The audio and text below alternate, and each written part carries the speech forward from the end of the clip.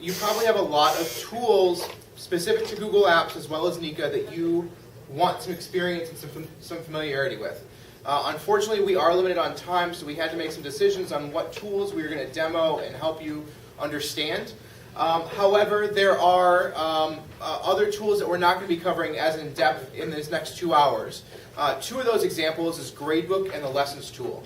A Lessons tool I didn't realize was going to have as big of an interest as it did, when I found out this morning.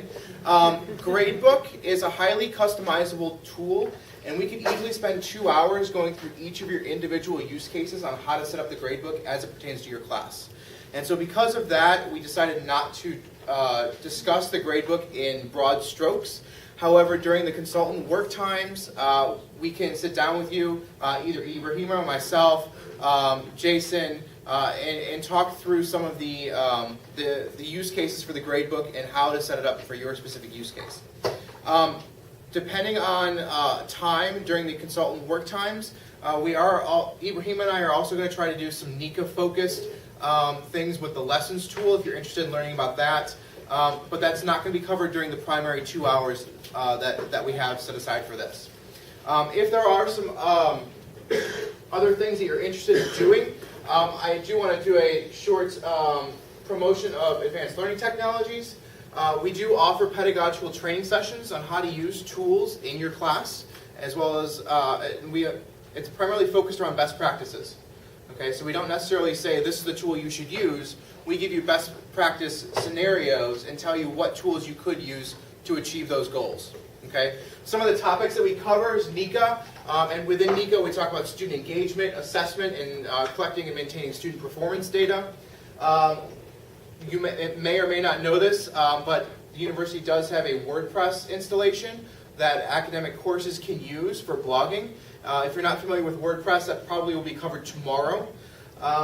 And Articulate is a piece of software that we have available through the software store. It lets you transform the typical talking head video captures that you would otherwise put up in your Nika site and incorporate quizzes, some student engagement, and things like that. So that's software that's also available, and we do offer trainings on those products. If you want more information about the trainings that we have to offer, as well as to sign up for the trainings, if you go to miamioh.edu/alt, there's an event calendar area that will show you all of the different trainings we have lined up throughout the summer. And so with that, I'm going to turn it over to Katie, who's going to talk about Google Apps a little bit. Okay. I'm not going to spend too much time talking about particular apps and what they do. I'll give you a brief survey of what's available to you, and then during the breakouts you can pick or choose which you're interested in. How many of you have used Google Docs already? Can you use your microphone? Sure. Is that better? Now is it better? That's really loud. Okay. Google Drive now is where most of your Google Docs options are available. This is my drive. You can organize it in folders. You can create spreadsheets. You can create documents where they're specifically for the online context. You can do a lot of group editing of papers, and we'll talk about this more in the breakouts. Yes? Hey, I looked down for 1 second to right. How did you even get onto Google Drive? I have in my Chrome, so this is Google Chrome's browser. Well, how do you get into that? And it is in your dock down here. If you don't already have it, you have to install it. Yeah, it's a free download.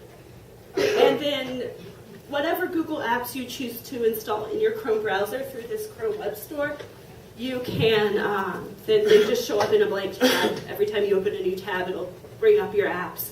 And then I clicked on Google Drive. When you log into Gmail, the top toolbar will have all your different options. Yes, and once you're in Gmail, you'll also notice all your apps are up here across the top.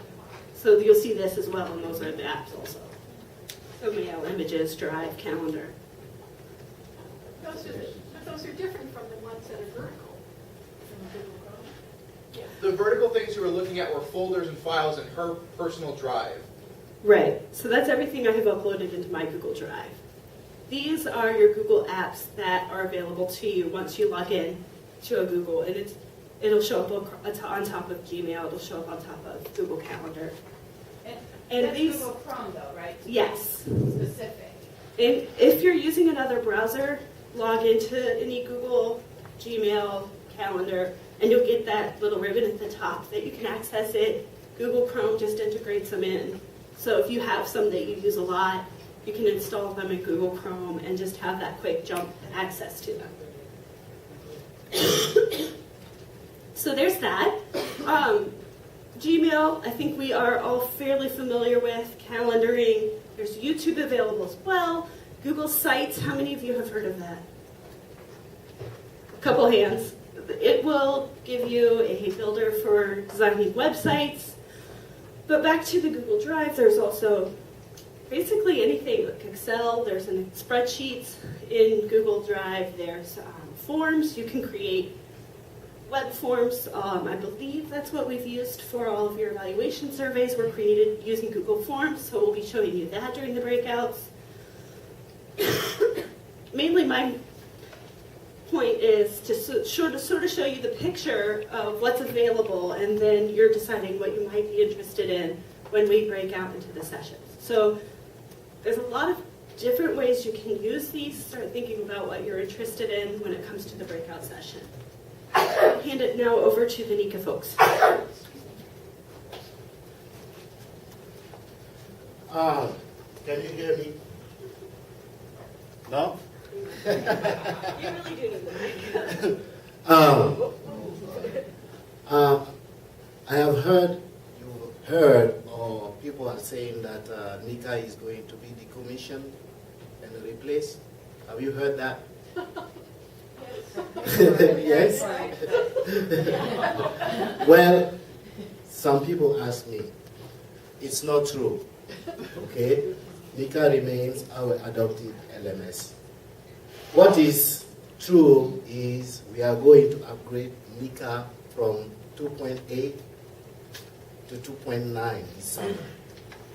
So you will have more features and few things that are not actually working in NICA, such as with peer mark, Teledin peer mark, will be working in 2.9. And the university is also looking at an alternative LMS to add to NICA. So instead of NICA alone, we may have another thing, another LMS in the future. Okay? And today, I'm going to talk a little bit. Are there questions about what is available in Google while we wait? What would you give as the top 3 strengths and the top 3 weaknesses to say those applications? Strengths, Google Drive, you can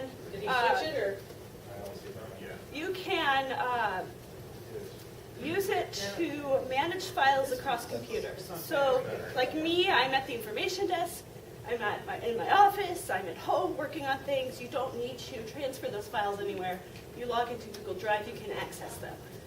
It saved me, because I do most of my stuff in Google Drive now, that when my hard drive died, I didn't lose any really important files, because they're all on the web. Weaknesses, if Google goes down, you can't access something, and it occasionally will. You can't access Google for a while. What's a while? Like an hour. It's never gone down for more than half a day, in my experience. I also like Google Drive. I've co-written conference papers. We're all in a Google document together. It will, and I'll show you this more in the breakouts, but it color codes people's cursors so you can see where your coworkers are working on something. You can go back and look at the revision history and see who edited what and when. And instead of emailing attachments back and forth and which version of the document am I working in, you're all working in one document together to create something. And that works really well, I think, for online courses too. If you're doing online group work, everybody can be in that document at once, working on it, making changes, without necessarily undoing the work that somebody else just did because you edited a previous version. In addition to the stuff that Katie was talking about the collaborative work, only works in Google Drive if you're creating like a Google document or a Google presentation. Yes, that's true. The other aspect of Google Drive that you can use is keep it as a file storage for yourself. So I have a lot of Word documents and Excel spreadsheets that I store in Google Drive for access later on. Those are more available for you to have access to. You can share it with other people as well, but you can't do the synchronous collaborative work that Katie was talking about. Another thing about Google Drive, how many of you are familiar with Dropbox and the concept behind Dropbox? Yes. Is there anybody here that's not? Okay, so for those of you who are not familiar with Dropbox, it's essentially, and I think we'll talk about it a little bit more tomorrow, it's a website you can sign up for that gives you cloud storage, but it also gives you an application you can download directly onto your computer that puts a folder on your computer that syncs all those documents with what's in the cloud. Okay? So what's online? Yeah. So, and Google Drive is the same way. It gives you a software package that you can download on your computer, and it puts a folder on your computer that syncs all the information that you've uploaded to Google Drive. Okay, so all the Word documents that you are working on, instead of saving them on your desktop, opening up a browser, going to Google, uploading it, you can just tell Microsoft Word when you save it to this folder, and Google will automatically sync it with the web. Okay, so you have immediate access to it.